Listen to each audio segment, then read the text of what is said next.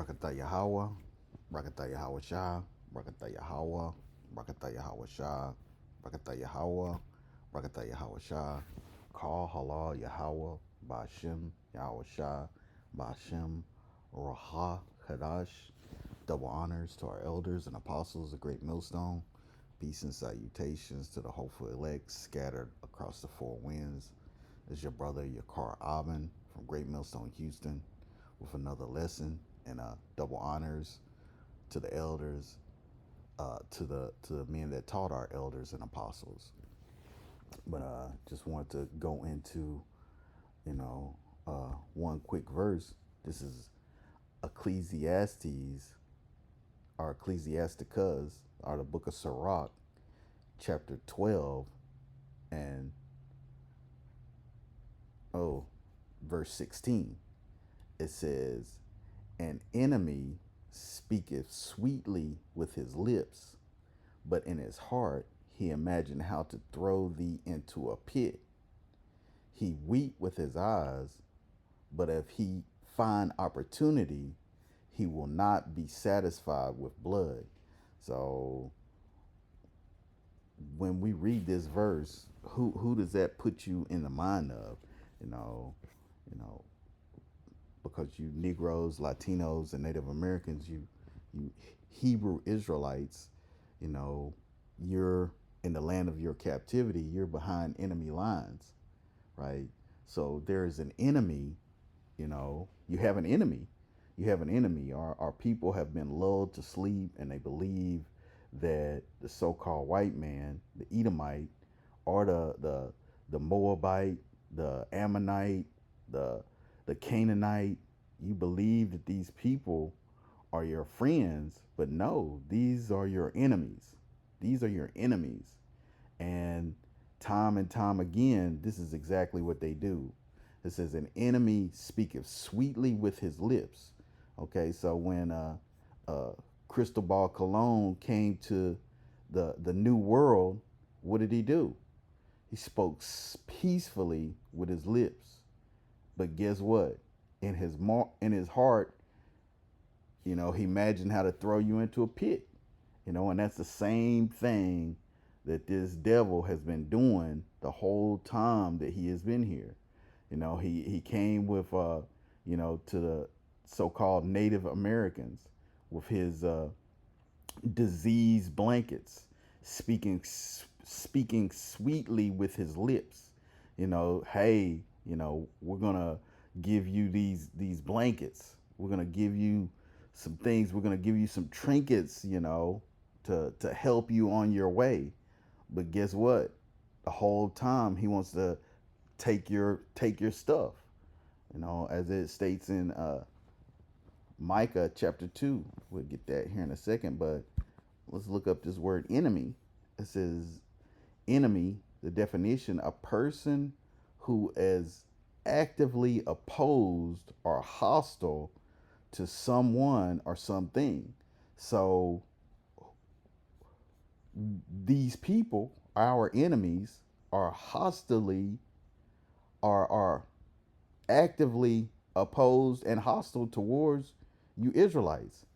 A foe, an adversary, an opponent, a rival, a nemesis, antagonist.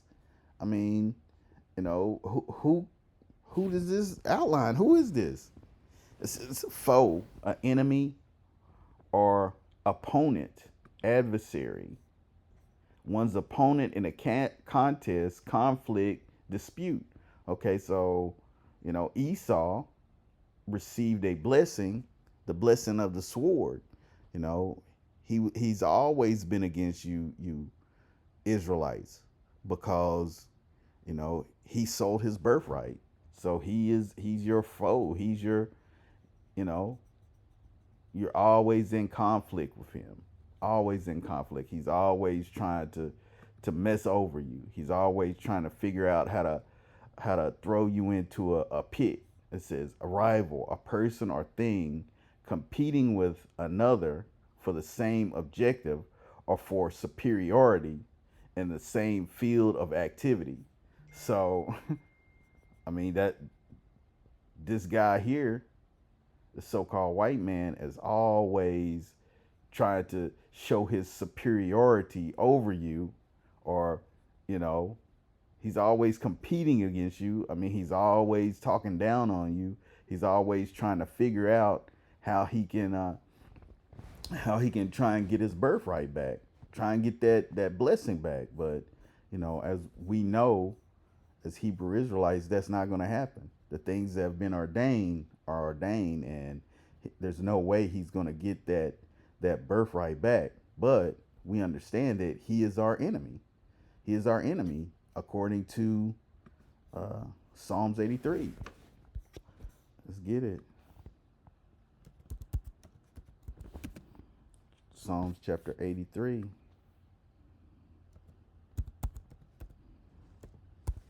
It says, 83 and what? Keep not thou silence, O power. Hold not thy peace. Be not still, O power. It says, for lo, thine enemies make a tumult, and they that hate thee have lifted up the head. They have taken crafty counsel against thy people and consulted against thy hidden ones. They have said, come and let us cut them off from being a nation, that the name of Israel may be no more in remembrance. For they have consulted together with one consent. They are confederate against thee. They're enemies. They're enemies. They are rivals. They are,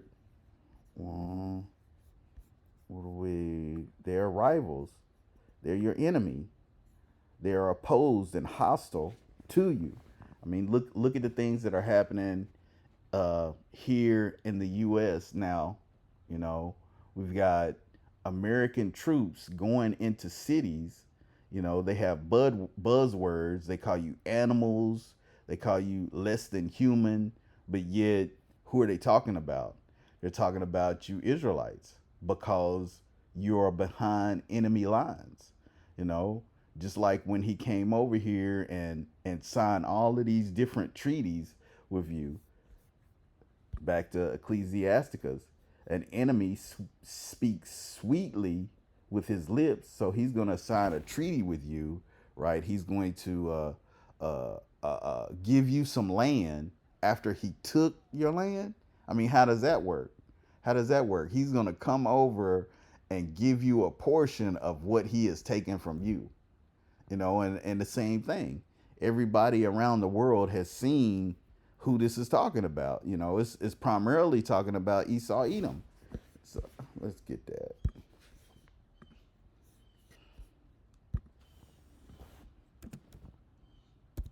Micah 2.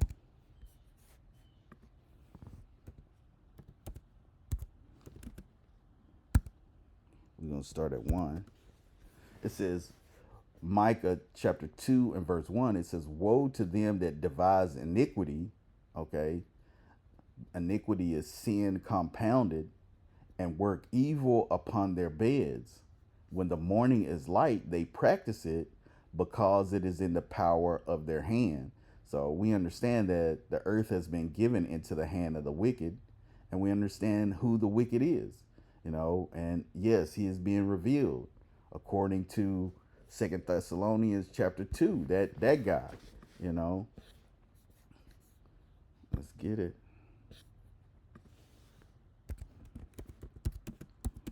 Second Thessalonians 2 and 3. It says, let no man deceive you by any means, for that day shall not come, except there come a falling away first, and that man of sin be revealed, the son of perdition, who opposeth and exalteth himself above all that is called God, or that is worshipped, so that he, as God, sitteth in the temple of God, showing himself that he is God. And this is what the so-called white man is doing with his digital system that he's trying to enter everybody in. He's trying to enter everybody into his digital system so he can track and trace everybody as if he's the Most High. But, we understand that he is our enemy. He is our enemy, and these are the things that he does. It says, and they covet fields and take them by violence, and houses and take them away. So they oppress a man and his house, even a man and his heritage. So when we look out into the world, we understand that Esau Edom, the so-called white man, is the only man that has gone all around the earth taking over other people's heritages. He's the only one that comes into a land and covets fields and takes them by violence. He's the only one that has done this. He went. He's an Australian. He's a Greek. He's a Roman. He's a South African. He's an American. He's a Canadian.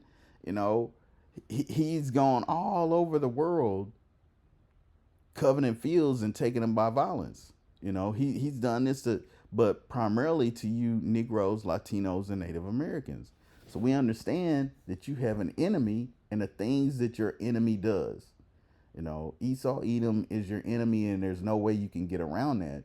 You just look at his history, and he's doing the same thing right now. He's sending troops into the places that you populate to try and get you in order to show his superiority, or what his so-called superiority, because we know that the elder shall serve the younger, and one people will be stronger than the other.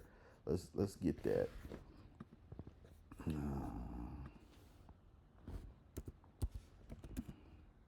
Genesis 20:25. It says, this is Genesis chapter 25 and verse 20. It says, and Isaac was 40 years old when he took Rebekah to wife, the daughter of Bethuel the Syrian of Padam Aram, the sister of Laban the Syrian. It says, and Isaac entreated Yahweh by Shem Yahushua for his, and Salakia, and Isaac entreated Yahweh for his wife because she was barren. And then Yahweh was entreated of him, and Rebekah his wife conceived. And the children struggled together within her. And she said, if it be so, why am I thus?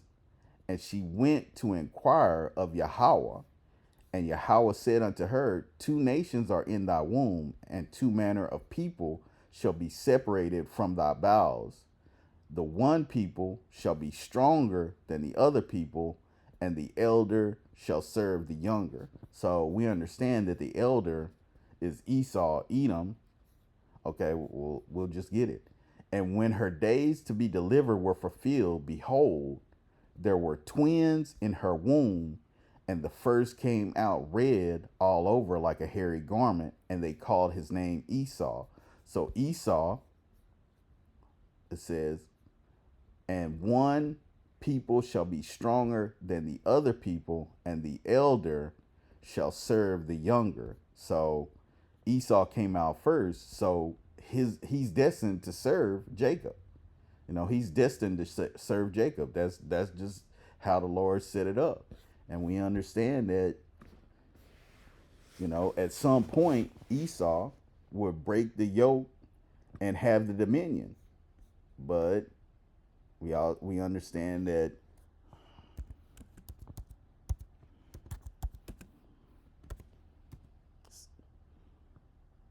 and it says, this is 2nd Ezra chapter 6 and verse 7. It says, then answered I and said, what shall be the parting asunder of the times, or when shall the end of the first and the beginning of it that followeth? And he said unto me, from Abraham unto Isaac, when Jacob and Esau were born of him, Jacob's hand held first the heel of Esau. For Esau is the end of the world, and Jacob is the beginning that followeth.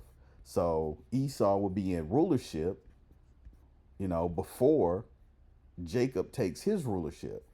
You Negroes, Latinos, and Native Americans, your rulership is going to be a never-ending rulership, but Esau's rulership is going to be before that, and he is your enemy. He is your enemy. He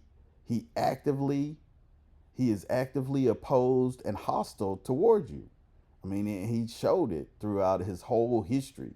The putting the fire hoses on you, putting you into captivity, putting you into hardcore slavery, beating you, rape, robbing, and stealing you, eating you. I mean, he's shown throughout his history who he is. He is opposed to you, and he is your enemy. And it's, as it says, an enemy speaketh sweetly with his lips. You know, uh, this current situation where they they speak peaceably, and now they've gotten into office. Well, I mean, but we all know that this is just all of that is smoke and mirrors. That's all fake. But now he's coming after you. He's coming after you tribes, you you Israelites. He's coming after you because you're the reason why. You're the reason that his kingdom is falling, and rightly so, because as it stated, Esau is the end of the world, and Jacob is the beginning of it that followeth. So, he's coming down on you Israelites. But we understand that he is your enemy. It says, an enemy speaketh sweetly with his lips, but in his heart he imagined how to throw thee into a pit. He will weep with his eyes, but if he find opportunity, he will not be satisfied with blood. And this is his MO. This is his MO. I mean, if you don't understand that this guy is your enemy, then hey, that's on you. Trust in your enemy and see where it gets you. It says, if adversity come upon thee, thou shalt find him there first. And though he pretend to help thee, yet shall he undermine thee. So, and that's what he's always done. Whenever one of the tribes tried to get together to combat the things that he was doing in their community, guess what? He's gonna pretend to help thee and undermine you. He's gonna give you jobs. I hear about it all the time. They said, well, back in the days, the I guess the Black Panthers or whatever, they went trying to protest, but guess what? They went home. They all had jobs. So the protest was over. So he's gonna pretend to help thee, but he's gonna undermine thee. I mean, that's what he does. He's always going to, be adverse to you tribes. I mean, it's just in his nature. The Heavenly Father has ordained it, and he made it so. So it's nothing that you can do about it, but we're going to call it out. We're going to call it out. The so-called white man, Esau Edom, is your enemy. He is your enemy, and he has nothing good in mind for you. He has nothing good in mind for you. He's even an enemy of his own people, because as it stands, he's trying to get everybody a digital all. He's trying to put a mark in everybody's hand because he wants to be God. But if you don't believe it, hey, trust in him and see how it gets you. We're gonna get one more. I got one more precept, and we'll close it out. But I mean, you want to trust in your enemy? Guess what? Fine with me. The Heavenly Father has already said. It says, this is Isaiah chapter 30 and verse 1. It says, woe to the rebellious children. And he's talking about you Israelites, you Negroes, Latinos, and Native Americans.